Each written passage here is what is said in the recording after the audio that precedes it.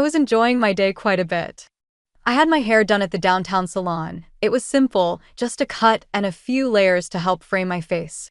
After weeks of putting it off due to work, I was finally able to make an appointment. Even though the dismal clouds threatened to bring more snow, I felt like a different lady as I walked out of there. By the way, my name is Monica, 30 years old and employed by a marketing company as a project manager.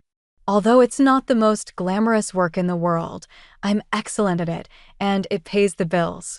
On the east side of town, I live alone in a little one-bedroom flat. My family situation is a complex one. Diane is my elder sister.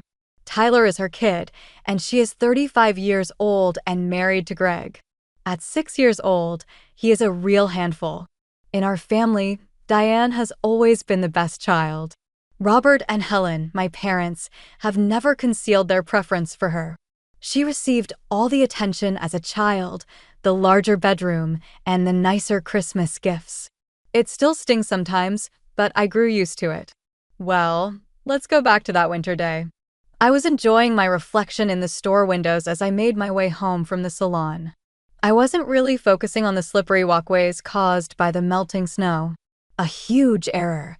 I was walking one moment and flying the next. I landed hard on my right side as my feet flew out from under me. The pain was sudden and severe. With a worried expression on her face, a woman hurried over to me and asked, "Oh my God, are you okay?" I attempted to rise up, but as soon as I placed weight on my right leg, I felt excruciating agony. I gasped, "I think I hurt my leg." Another man who had stopped to assist added, "Don't move. I believe it could be broken." The man identified himself as her husband, Dave, and the woman as Liz. I couldn't have walked or even limped to catch a bus, so their offer to drive me to the hospital was a blessing. They immediately obtained X-rays at the hospital. My suspicion of a clean break in my tibia, just below the knee, was verified by the doctor. He showed me the X-ray and informed me that I would require a cast, which would keep me off my feet for around 6 to 8 weeks. Before applying the cast, they applied a splint.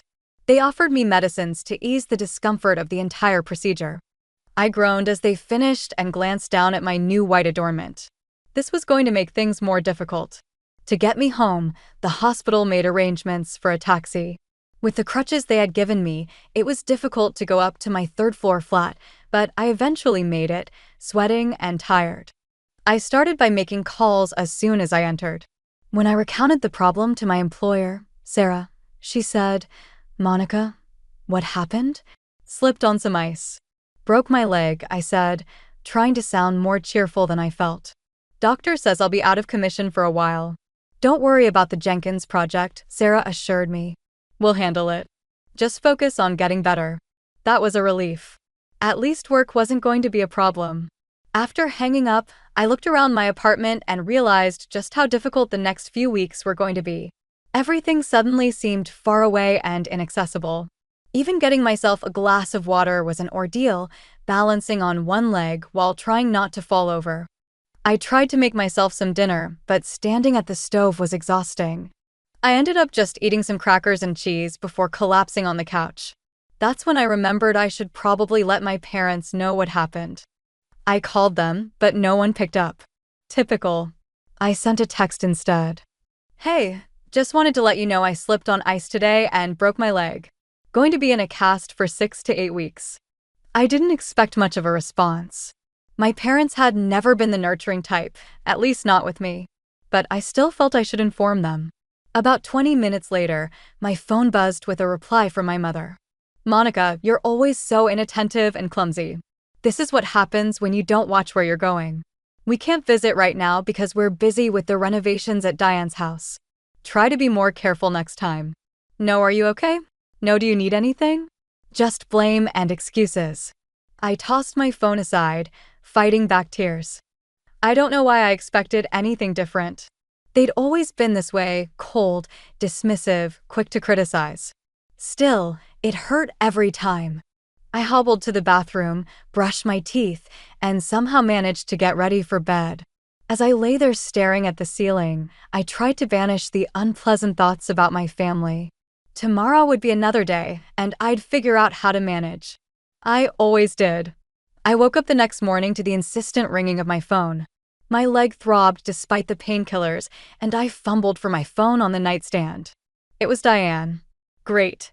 Just what I needed. She didn't even bother with a greeting. Monica, our house is being renovated, so I'm bringing Tyler over to you today. I blinked, still half asleep. Diane, I broke my leg yesterday. I'm in a cast. I shifted painfully in bed, trying to sit up. Yeah, Mom mentioned something about that. Her dismissive tone made my blood boil. But it's not a big deal. You don't need two good legs to babysit. I couldn't believe what I was hearing. Are you serious right now? I can barely move around my apartment. Don't be so dramatic. No one's asking you to play soccer with him or anything. Just sit with him, entertain him, cook his meals. You know he only eats home-cooked food. Cook. I nearly shouted. Diane, I can't stand at the stove.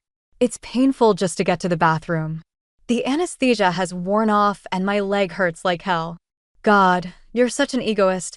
She spat and hung up on me. I stared at the phone in disbelief. This was low even for Diane. She knew I regularly watched Tyler for her.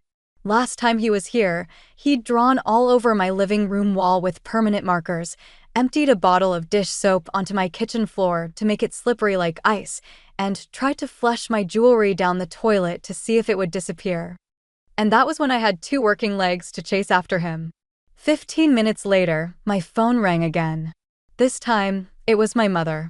Monica, she began in her scolding voice, the one she'd used throughout my childhood. How could you refuse to help your sister? She needs someone to look after Tyler. I cut her off. Mom, are you hearing yourself? I'm at home with a broken leg. I physically cannot chase after a 6-year-old right now. You're just making excuses. You're perfectly capable of watching one little boy, broken leg or not. I was too tired and in too much pain for this. Mom, I'm out of commission for at least a month. Please don't call me with these requests again. I hung up before she could respond and turned off my phone. I needed some peace. Using my crutches, I hobbled to the kitchen. It took me nearly 20 minutes to make a cup of hot chocolate. As I sipped it, I couldn't help feeling sad. Not once had they asked how I was doing or if I needed anything. They only called when they wanted something from me. That evening, my doorbell rang. I made my way slowly to the door, expecting to find Diane there with Tyler in tow, ready to force the issue. Instead, I looked through the peephole and saw my friends Rachel and Jess. I opened the door, confused. What are you guys doing here? Rachel put her hands on her hips. We just found out from Sarah at work that you broke your leg yesterday. Why didn't you tell us? I felt embarrassed suddenly. I didn't want to bother you guys with my problems. Bother us? Jess looked outraged. We're your friends, Monica. That's what we're here for. For a second, I was worried they were actually mad, but then I saw the smile tugging at Rachel's lips. They bustled past me, arms full of grocery bags. We brought enough food to last you a week, Jess announced, heading straight for my kitchen. All ready to eat or just needing to be heated up. I was speechless as I watched them unload containers of soup, casseroles, sandwiches, and salads into my fridge. You guys didn't have to do this, I finally managed to say, my throat tight with emotion. Shut up and sit down, Rachel ordered, though her tone was gentle. We're also going to clean your apartment. So I sat on the couch with my leg propped up while they vacuumed, dusted, and cleaned my bathroom. After they were done, we ordered pizza and watched a movie together. It was the best evening I'd had in a long time. When they left around midnight, Rachel hugged me carefully. Call us if you need anything. Seriously, anything at all. We mean it, Jess added. Don't be a hero. After they left, I sat in my clean apartment, surrounded by their thoughtfulness, and realized something. My friends were more family to me than my actual family had ever been. The next week passed slowly. My leg was healing, but I still couldn't walk properly, even around the house. I was getting better at managing with the crutches, though I dropped a lot of things and got frustrated easily. Work had been understanding, letting me do what I could from home. My friends checked in regularly, sometimes bringing food or just stopping by to keep me company. My sister and parents hadn't called again, which was a relief. I thought maybe they'd finally gotten the message. Then, exactly a week after my sister's first call, my phone rang with her number. Against my better judgment, I answered. "Hey, Monica," she sounded cheerful, which immediately put me on guard. "Diane," I said, neutral. "So Greg and I are celebrating our 10th anniversary next week," she gushed. "We've decided to go to the Maldives for 2 weeks. Isn't that amazing?" "Congratulations," I mumbled, unsure why she was telling me this. "That sounds really nice." "Yeah, it's going to be incredible. Anyway, we're leaving this Sunday, and we've decided not to bother with a babysitter. Since you're at home anyway, you can watch Tyler for the 2 weeks we're gone." I nearly dropped the phone. "What?" "Diane, I still have a broken leg. I'm not just at home, I'm recovering from a serious injury." "Oh, come on. It's been, what, 2 weeks? You're fine. Tyler's not a baby. He just needs meals, some entertainment, and a place to sleep." "No," I said firmly. "I can't do it. I'm sorry, but I physically cannot take care of a 6-year-old right now, especially not for 2 whole weeks." She exploded. "You selfish bastard. You're just lying around doing nothing while I need help. You've always been lazy, but this is a new low even for you." I was shocked at her venom. "Diane, I literally broke my leg. Why can't Mom and Dad watch him?" "They're supervising the renovation of our house," she snapped. "They can't look after Tyler at the same time." The pieces clicked into place. The renovation was more important than me, their injured daughter. And now, it was more important than their grandson, too. Everything made sense now. "I'm sorry, Diane, but I can't help you," I said firmly. "You'll need to find someone else." "You're ruining everything," she shouted. "We already bought the packages." "That's not my problem," I replied, then hung up before she could say anything else. Almost immediately, my phone buzzed with text messages from her. "You're going to ruin our anniversary trip. We can't get a refund this late. Why are you being so selfish?" I didn't respond to any of them. What was there to say? She wasn't listening to reason. An hour later, my mother called. I considered ignoring it, but decided to get it over with. "Hello, Monica." My mother's voice was shrill with anger. "What is wrong with you? How could you do this to your sister?" "Do what, exactly?" "Refuse to watch her child while I'm injured. You're sabotaging her anniversary trip with your laziness." I felt my temper rising. "It's not laziness, Mom. It's a broken leg. Even with a broken leg, you should help your family," she insisted. "Family comes first." That was rich, coming from her. "Really? Is that why none of you have checked on me since I broke my leg? Is that why no one has offered to help me?" There was a moment of silence on the other end. "Those are your problems," she finally said, her voice cold. "Well then, Diane's trip and Diane's child are her problems," I shot back. "Not mine. Please don't call me again." I hung up. The next few days were blissfully quiet. No calls from my family. No text messages. I started to think they'd finally gotten the message. I was wrong. Saturday morning, my doorbell rang. I wasn't expecting anyone, and my friends usually texted before coming over. Using my crutch, I made my way slowly to the door and looked through the peephole. My heart sank. There stood Diane, Greg, and Tyler. I opened the door but blocked the entrance with my body and crutch. "What are you doing here?" Diane smiled, but it didn't reach her eyes. She put her hands on Tyler's shoulders and pushed him forward slightly. "We're dropping Tyler off. Our flight leaves tomorrow morning, and we have some last-minute shopping to do." I stared at them in disbelief. "I told you, I can't watch him." Greg stepped forward.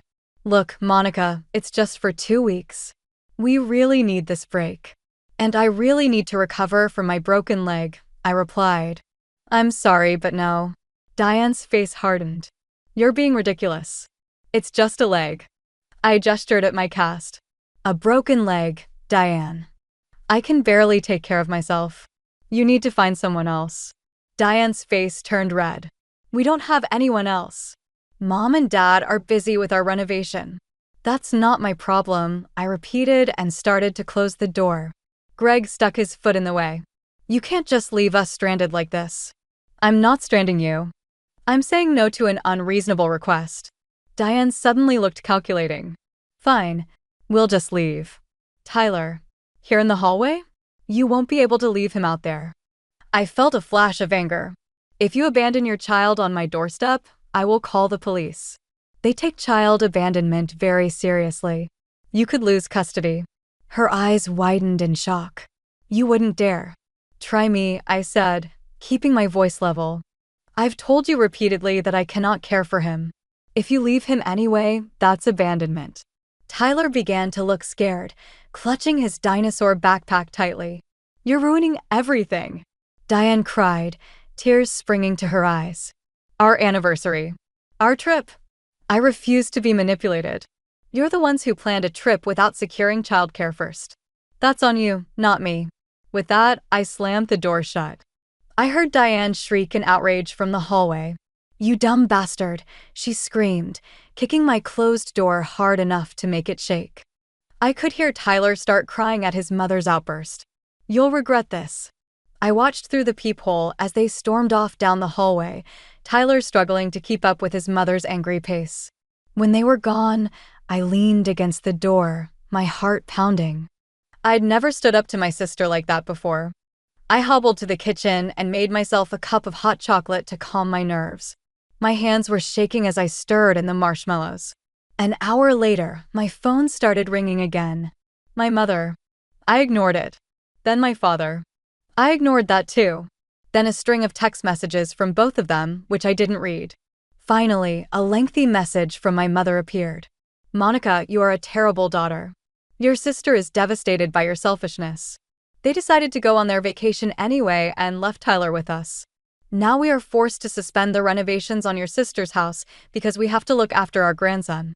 This is all because of you and your selfishness.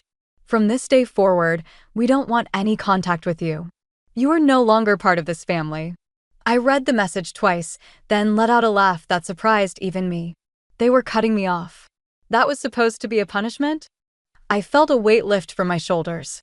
Without hesitation, I blocked all their numbers, my mother, my father, Diane, and Greg. It was surprisingly easy to tap that block button, like cutting away a tumor that had been growing for years. The next weekend, I got a call from my Aunt Linda, my mother's sister. We'd always been close, but we didn't talk often since she lived across the country. Monica, darling. I just heard from your mother that you two aren't speaking anymore. She says you've been very selfish. I sighed. Let me guess. She didn't mention that I broke my leg and no one from the family even came to check on me. There was a pause. You broke your leg?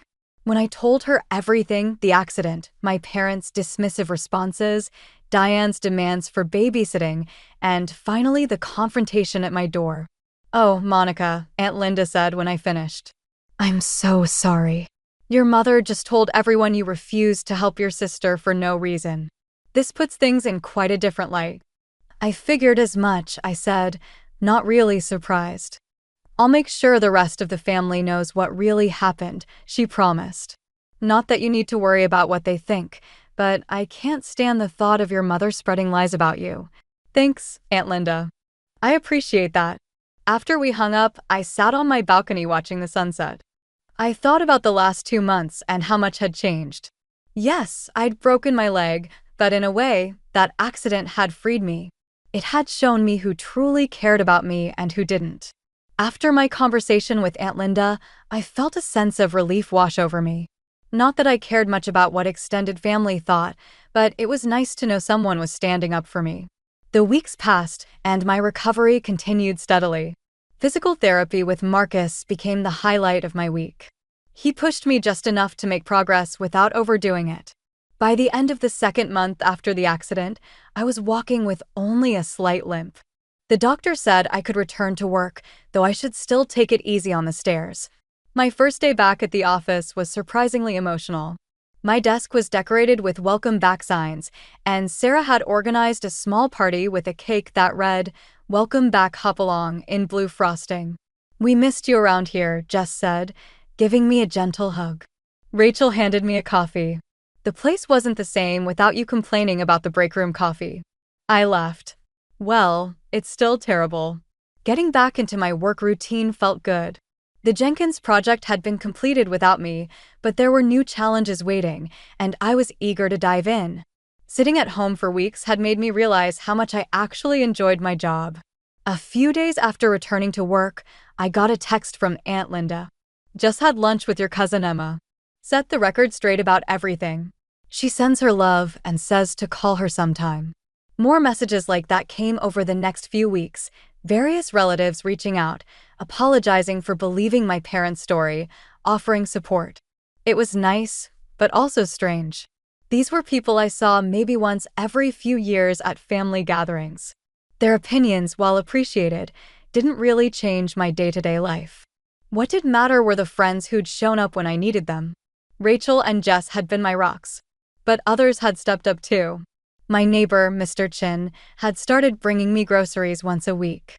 My college friend Alicia, who lived across town, had sent care packages.